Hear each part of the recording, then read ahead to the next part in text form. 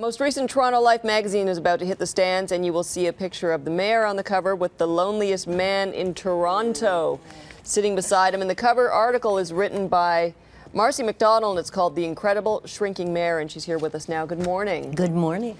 A fascinating read, and it really reminded me of how steep this fall and how quickly this fall seems to have happened or be happening. So quickly. What's interesting is I began this story, I hate to admit, last September. And during that time, there's been a total, almost narrative arc. It's like a novel. He was untouchable.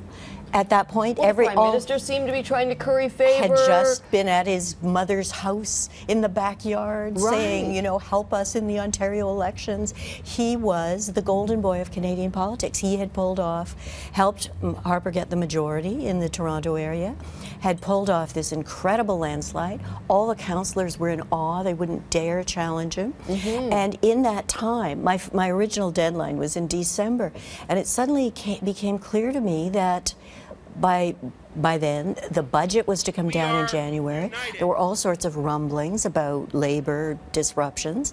And I thought, no, I need more time. And in the few months after the beginning of the new year, everything changed. The public helped give councillors the backbone that they needed. What happened to Ford Nation? You're saying the public, you know, he was always threatening to bring, you know, the might of Ford Nation against anyone who dared to go against him, and now his own council is going against him. You know, supporters generally within council are going against him. Why? Well, Ford Nation is only about 35%. I think Nick Kouvalis, who is the campaign guru of Ford's, estimates that it's a solid core of 35% people of the population.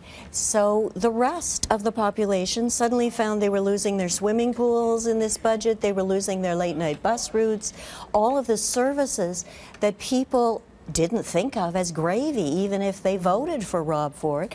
The things that made Toronto great as a city, certainly livable, and they rose up in arms. And that's the sub-theme, really, of my story, is this rise of civic activism.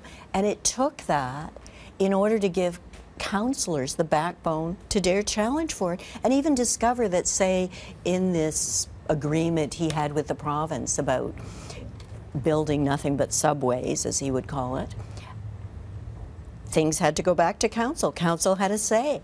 But council was not ready to take him on before. Marci, I'm sorry, go ahead. I was going to say, I mean, the mayor hasn't behaved any differently than he has in years previous as councillor. He hasn't reneged on any promises. I mean, what was the turning point for people, seeing that it's not as though the mayor they voted for changed in any way? But I wonder if people really knew who they were voting for. By the time Ford got on the campaign trail, he was really programmed, media-wise, as far as he was known in the old council days for his incredible outbursts and rants as speeches, and he was then media trained with these 4 phrases: stop the gravy train, as you say, you know, cut the waste, clean up the mess at City Hall, which he was still saying after he was elected, as if he wasn't mayor over the mess. Marci, does his style remind you, like his political style, smack of anyone else? Well, the closest thing, this seems like a bizarre comparison, but I once did a personal interview with Ronald Reagan, and he was as handled as Rob Ford is. But is he risking being as insulated as Richard Nixon? Richard Nixon was a very, very smart man. Right. And he was his own chief strategist. I don't think you'd say that about Ford. He's not holding himself up or anything like Nixon. Who then would yield the most power in the mayor's inner circle then? That was the running question for me all through my interviews, because I think when I began doing this story, it looked as if Doug Ford he was the man behind the Portland scheme, the Ferris wheel on the waterfront, and he seemed to be in every media opportunity. He's smiling, quoting, "We the Fords want," as if he was co-mayor. What surprised me was everyone agreed that it was not Doug Ford who was the co-mayor. It was a gentleman behind the scenes who had been around since the beginning of the Ford campaign called Marci. Not a public profile at all. He prefers to stay in the background, but he's trained in the Canadian military, and he's a firm believer in minimalist government. And that's where we see the real agenda of these budget cuts, that there is an aim, almost a crusade, to reduce the size and scope of government, which is their little phrase.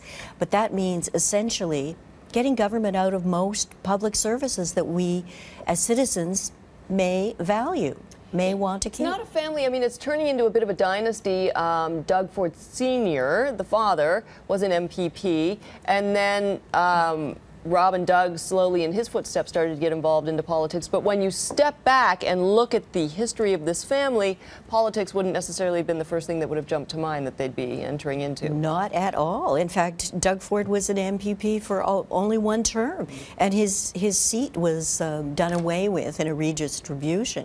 And he didn't actually make a huge mark as an MPP. Someone on council who sat with him in Mike Harris's caucus said he never said a word. So, but he was a personage in Etobicoke. He was a power broker, and he had a kind of force of personality. And the great boon for his son was that he had a seatmate, thanks to the alphabetical seating in the Ontario legislature, named Jim Flaherty, who's a very powerful man today. So we have this odd spectacle of a man who does not seem fully engaged in his mayoralty, but he has connections in very high places. Right. We have to wrap it up, but I found it interesting, too, that you said the one time you sat with Rob Ford, he didn't look you in the eye? Never once. Never once. Interesting. The article is in the most recent edition of Toronto Life magazine, which is coming out now. It's called The Incredible Shrinking Mayor.